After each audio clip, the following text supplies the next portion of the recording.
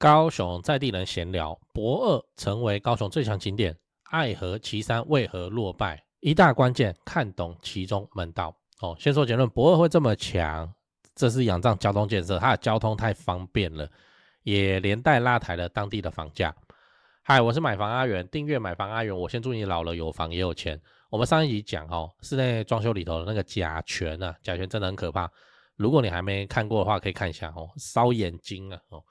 那今天我来跟你讨论高雄最强景点是谁？这次我们来聊一个新闻，标题我念一下：爱河旗山老街输了，高雄最强景点吸894万人，游客占风景美，小吃多，很丰富，3天逛不完。那内容是这样，根据交通部观光署资料统计，2025年1到11月，高雄最强景点人次前3名分别为博二艺术特区、爱河跟旗山老街。为什么旗山老街会上？旗山老街很远呢，你去那都开车的呢，然后也还好啊，那个现场。好，那我们也分别讲一下这3个地方有什么好逛的。先讲博二艺术特区位于高雄港旁，现在是南台湾重要的艺文基地，有许多大型的活动都会办在那里，例如说大港开唱已经在博二办非常多年了，然后设计展艺术博览会几乎都是在博二办，就算你平日来也会有很多常态性的展览或表演活动可以看。要逛的话一天逛不完。再是爱河我有一个行程推荐给你，如果你的第一站是安排博二，然后想要顺便去看看爱河的话，你可以这样走就你先去走去博二去逛市集，然后走去大港桥看高流的夕阳，看完夕阳以后再去搭贡多拉船游爱河这个你自己也不会想搭，通常是有那个长辈长辈级的朋友的那个长辈来你要做招待你才会去搭那个爱河的船，叫什么爱之船，爱之又或者是说就到白色恋人货柜屋喝咖啡也都很棒。那最后看你是要骑 U-Bike 还是搭轻轨去爱河之星看夜景都可以。爱河之星的夜景我觉得还好，你们还是就忙完以后就去百货公司吃饭吧。第3个旗山老街，旗山老街当然就在旗山嘛，那大家比较会去逛的是旗山旧火车站已经改做糖业铁道故事馆，我觉得不好玩但是蛮好拍的那老街的话就是你想到的那样，我讲几个比较常吃的很多人去拍的。第一个无记肉丸这个在旗山的时候开50年了，那因为肉丸没有很大颗，所以在地人一次点2个除了肉丸以外还可以吃它炒米粉我也吃过，我就觉得不错吃。那再来是金吉祥彩色小笼包，这个小笼包吃起来跟一般的小笼包差不多，但它外形比较炫炮那小孩子喜欢大家会来买旗山那么远一趟，来都来了，你去你就买啊。第3个是旗山包子铺的炸包子这个炸包子蛮特别，刚炸起来这样，它不会很油然后外酥内 Q， 吃起来很爽那接下来你要知道，观光对当地的房价影响大吗我们接着来聊观光能不能带动房地产这是我们讲博二跟旗山嘛，他们的房价表现刚好是一正一反。我先讲博二博二特区是在盐城区。它那边再过去一点点又变成鼓山门牌反正就这样。那盐城区以前是高雄最老的行政区，那日治时期就有了叫哈马县嘛哈马星嘛，就是滨县，横滨的滨。日本的时候那时候火车到那边载甘蔗载糖到那边出海的最老行政区，人口也在不断的流失。但是随着博二成为高雄最强景点以后，就有很多青年创业就进去里面开店，什么文青店啊，那当然也就带动了店面租金跟周边的房价，还有民宿我有一集有专门在讲那个盐城区的民宿你可以去观察一下，就是那附近的透天老破小为什么可以卖到3-4千？因为卖家都想说1楼当店面然后2、3楼整理做民宿。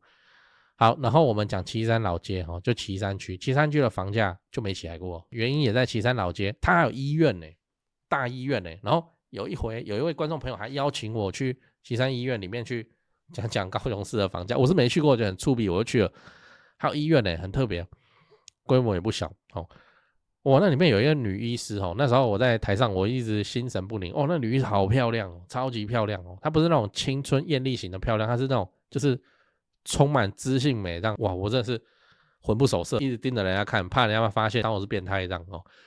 好，那旗山区的房价一直都起不来，原因也在旗山老街，就是它虽然观光的人数很多，但人潮带来的噪音塞车垃圾对自住的吸引力是扣分项。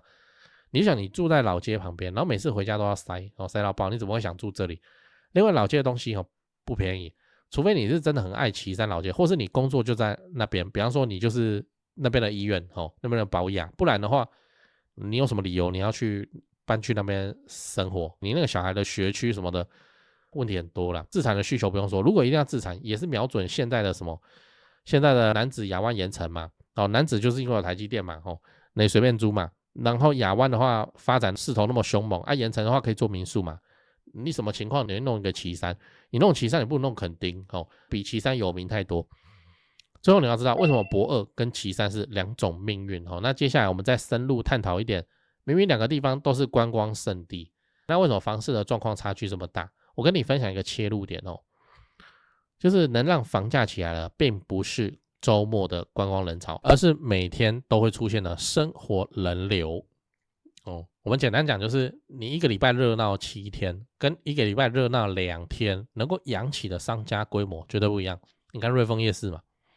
那一定也会连带影响旁边的生活机能。瑞丰夜市前面那个郡都的案子在整地了，那盖好就是无敌的生活机能了。那一定强的如果你要在旗山老街旁边盖一栋大楼，我们屌了呀。那駁二的优势就在于轻轨成员它被包在里面，它里面还有捷运站嘛那駁二、高流、海鹰中心、亚湾在轻轨都是同一条线，你再往北一点搭，你还可以到美术馆看那个龙猫隧道。对啊，就真的。然后再来是那个凹子底虽然它汉神三馆那边但是它的站名叫爱河之星站然后往前走新上国小啊什么的，好事多啊都在那边。今天观光客不管是来高流这个高流高雄流行音乐中，我讲一下，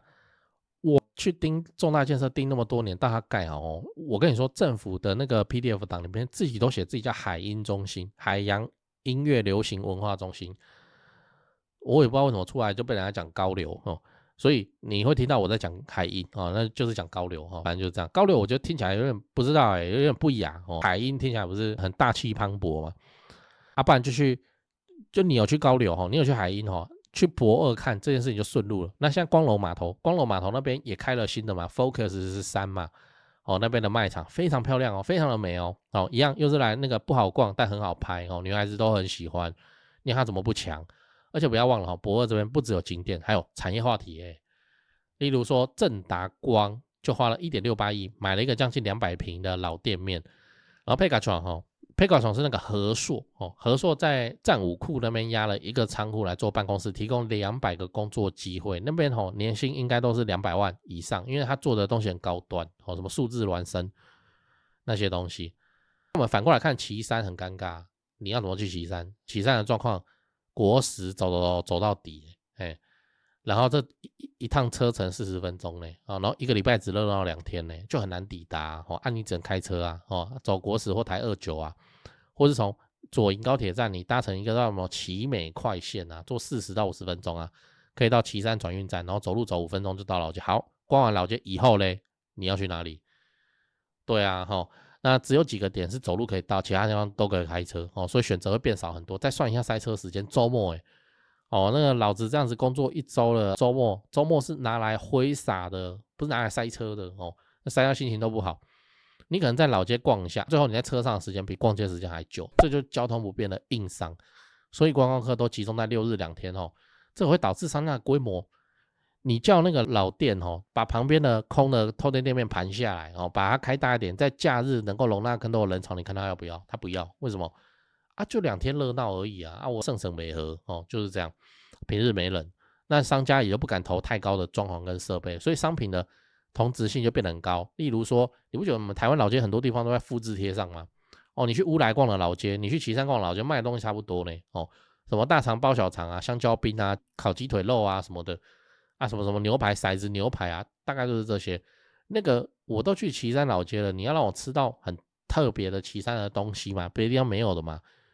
那我去瑞丰就有了，我去旗山干嘛我又不是什么文青，我要去看那些古建筑，那就很难再去那也就是说人潮等于钱潮啦，这件事情在房地产上不一定对，房价要起飞靠的是强大的生活机能。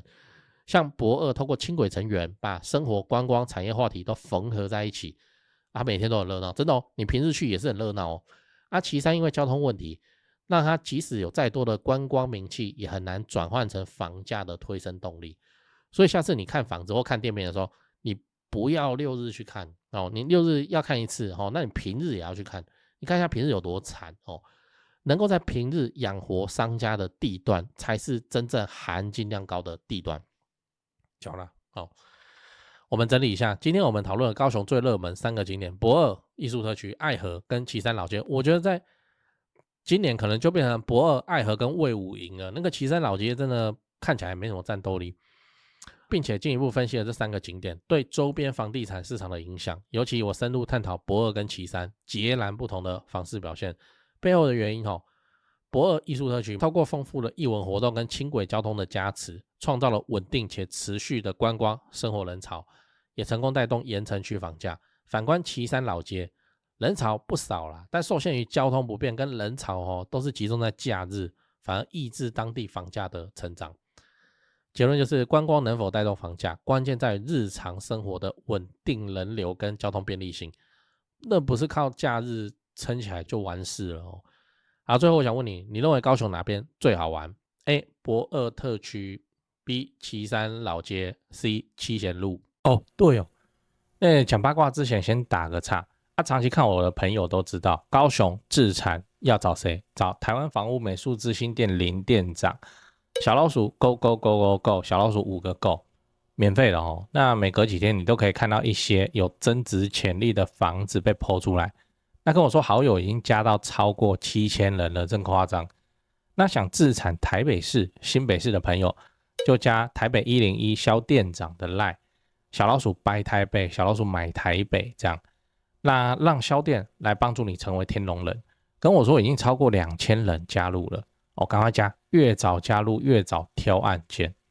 买了双北，你想要装潢，你就找汉一室内装修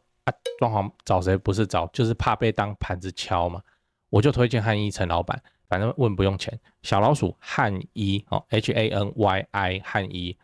你想要只做一间厕所的翻新，这都可以哦。反正你先问，拍照传过去，去丈量讨论之后再说。汉一很有实力的。资讯栏里都有连结，那你看全台房市冷淡中，高雄的重大建设却一个都没有停。那你不趁现在挑房子，你是要等重大建设落成以后，你去抢贵的，你才高兴是吗？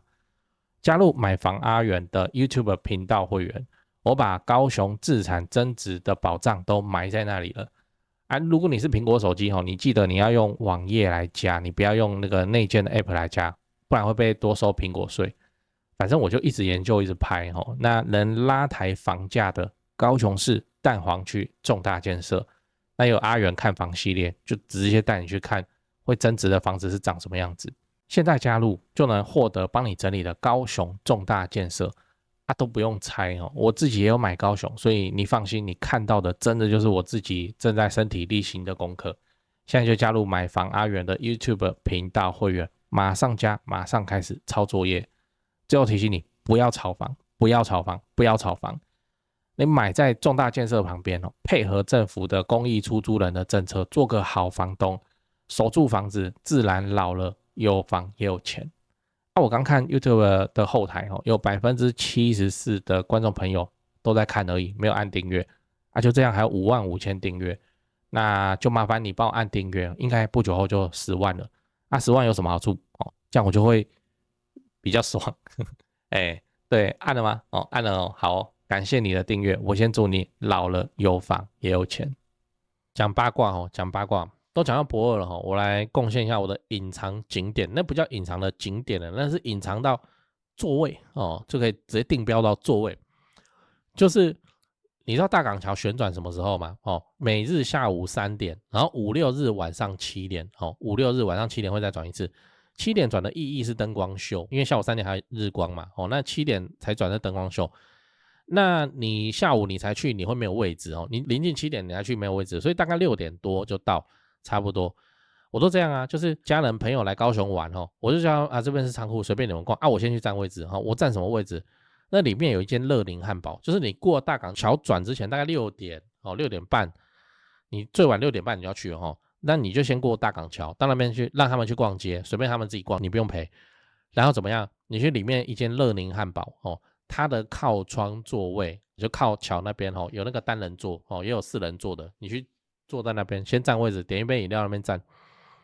等他们逛完回来这边跟你会合你把吃的喝的都点一点嘛，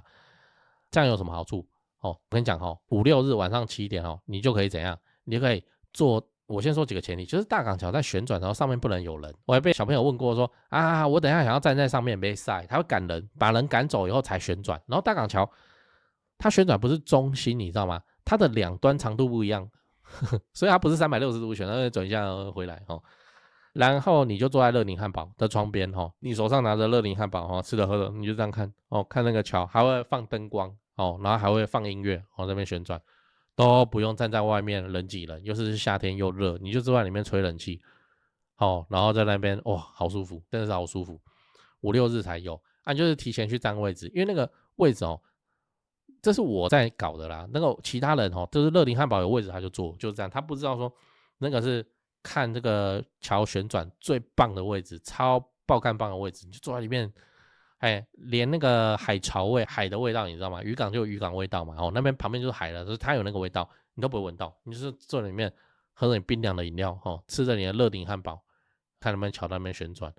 然后小孩子就我要看，然后跑出去旁边有门就打开，他们爱看出去看那我们大人就在里面那边凹那边爽，我有座位可以坐。但还要再转你两端的人就是等他转完好了以后然后才上去，这个转也蛮快的啦，大概15分钟，可是你就要干等嘛。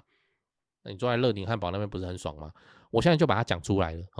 所以以后那个乐宁汉堡那个位置一位难求，也不关我的事，反正我已经看很多次了，就这样，很棒，真的很棒，一定要去试试看。来，你认识律师朋友吗？没有的话，你马上就要有了。我在高雄好不容易才认识的超强律师朋友介绍给你，听好婚前财产分配、婚后财产分别、买卖房屋纠纷、买到漏水屋、买到凶宅、预售屋广告骗人、前屋主不肯搬走、中介隐瞒事实、担心合约有陷阱、楼上漏水不修、遗产分配不公、赠与小孩房子、担心房子被诈骗、借名登记不肯还、遇到装潢蟑螂、验屋验到想告人、室内装潢纠纷、法拍屋纠纷、车祸赔偿纠纷、家人遇到诈骗、土地被霸占、遗嘱相关问题。对付二邻居，对付二房东，对付二租客。刚念的有中一个你就加了马上就问。赖的 ID 是小老鼠 low help， 小老鼠 LAWHELP 加就对了，不要拖。法律事情越拖只会越难处理。祝你顺利。